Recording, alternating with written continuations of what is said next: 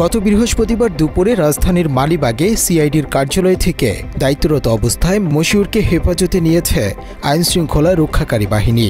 ঢাকা মহানগর গোয়েন্দা সূত্রে জানা গেছে, আন্তর্জাতিক অপরাধ ট্রাইব্যুনালের নির্দেশনা অনুযায়ী তাকে গ্রেপ্তার করে ট্রাইব্যুনালে সোপর্দ করা হয়েছে।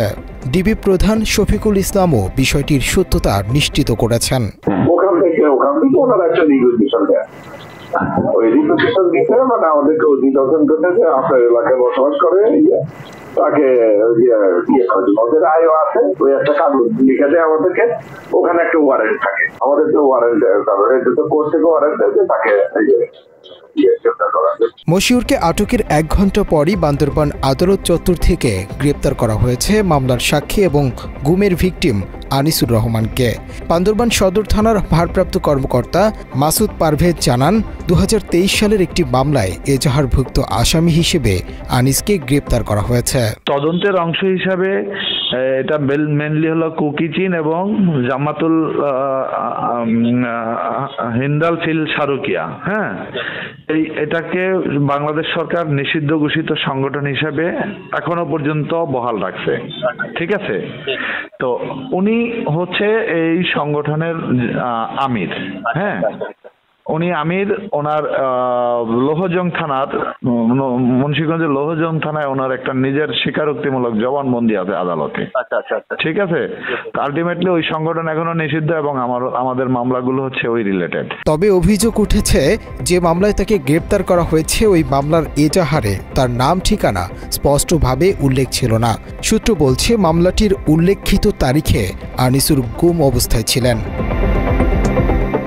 মাত্র 30% টাকায় জমির মালিক হয়ে নতুন বাংলাদেশের গড়ে তোলার স্বপ্ন দেখা বাংলা বসতি। খোঁজ নিয়ে জানা গেছে, সিআইডি কার্যালয় থেকে গ্রেপ্তার হওয়া মশিউর রহমান বরখাস্ত অতিরিক্ত পুলিশ সুপার আলেপ উদ্দিনের ঘনিষ্ঠ সহযোগী হিসেবে পরিচিত। সাবেক ওই পুলিশ কর্মকর্তার বিরুদ্ধে ট্রাইব্যুনালে গুম ও হত্যার একাধিক অভিযোগ রয়েছে। গত বছর 12 নভেম্বর বরিশাল রেঞ্জ ডিআইজি কার্যালয়ে কর্মরত অবস্থায় আলেপকেও ডিবি হেফাজতে নেওয়া হয়েছে। জুলাই গণ অভ্যুত্থানের সময় সংঘটিত হত্যা মামলার পাশাপাশি গুমের অভিযোগও রয়েছে তার বিরুদ্ধে। গুমের শিকার আনিসুরের পরিবারের দাবি, 2022 সালের 21 সেপ্টেম্বরে র্যাব 1-এর গোয়েন্দা শাখার তখনকার এএসপি আলেপ উদ্দিনের নেতৃত্বে তাকে গুম করা হয়। প্রায় 10 মাস নিখোঁজ থাকার পর 2023 সালের মাঝামাঝি সময়ে তাকে মুন্সিগঞ্জ থেকে আটকের পর মিডিয়া ট্রায়ালের মাধ্যমে জঙ্গি নাটক মঞ্চস্থ করে প্রশাসন। পরে দেশের বিভিন্ন থানায় মোট 6টি মামলায় তাকে আসামি করা হয়েছে। এসব মামলায় জামিনে মুক্ত ছিলেন তিনি। আমরা এত কষ্টের পর গুম হয়ে দীর্ঘ সময় কারাবাস বরণ করে বের হওয়ার পরে, এত কষ্ট করে নানান জায়গায় হাজিরা দেওয়ার পরে পরিবার চলে না, নিজের অবস্থান চলে না, চাকরি বাকরি নাই। এরপরে আপনারা পুরাতন সেই হাসিনার আমলের আলেপের মামলা, মশিউরের মামলা, র্যাব ডিজিএফের মামলায় কোন একটা নাম পাইবেন আর সেটাকে দাঁড় করাই দিবেন, সেই নামে আপনারা গ্রেপ্তার দেখাবেন। এটা তো সেই হাসিনার থেকেও ভয়ঙ্কর মনে করি। আনিসুরের আইনজীবী ও পরিবারের সদস্যরা আরও বলছেন, এ বিষয়ে গুম কমিশন ও আন্তর্জাতিক অপরাধ ট্রাইব্যুনালের লিখিত অভিযোগ দাখিল করেছেন। আন্তর্জাতিক পর্যায়ে ন্যায় বিচারের জন্য আবেদন প্রক্রিয়াধীন রয়েছে। নিরাপত্তা বিশ্লেষকদের মতে, ফ্যাসিস্ট হাসিনা সরকার পতনের পর গুমের শিকার অসংখ্য মানুষ ন্যায় বিচারের আশায় ট্রাইব্যুনালে লিখিত অভিযোগ করেছে।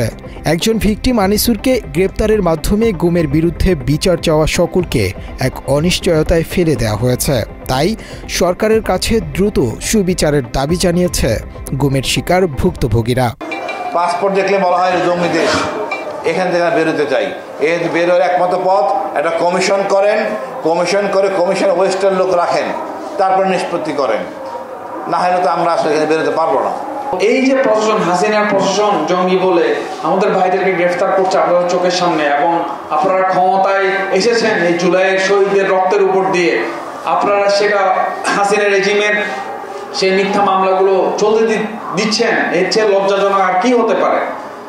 এটা তো হিপোক্রেসি, স্পষ্ট হিপোক্রেসি। আপনারা একই দিকে বলছেন গুম খুনের বিরুদ্ধে আপনারা সোচ্চার, আবার একই দিকে গুমের ভিকটিমকে ওই হাসিনার প্রশাসন গ্রেফতার করছে, আপনারা চুপ করে আছেন। গুমের সাক্ষী ও ভুক্তভোগীদের ওপর দমন-পীড়ন চালিয়ে অপরাধীরা পার পাওয়ার পায়তারা করছে বলেও মন্তব্য করেছেন অনেকে। মুনতাসির তাসরিফ, বাংলা এডিশন।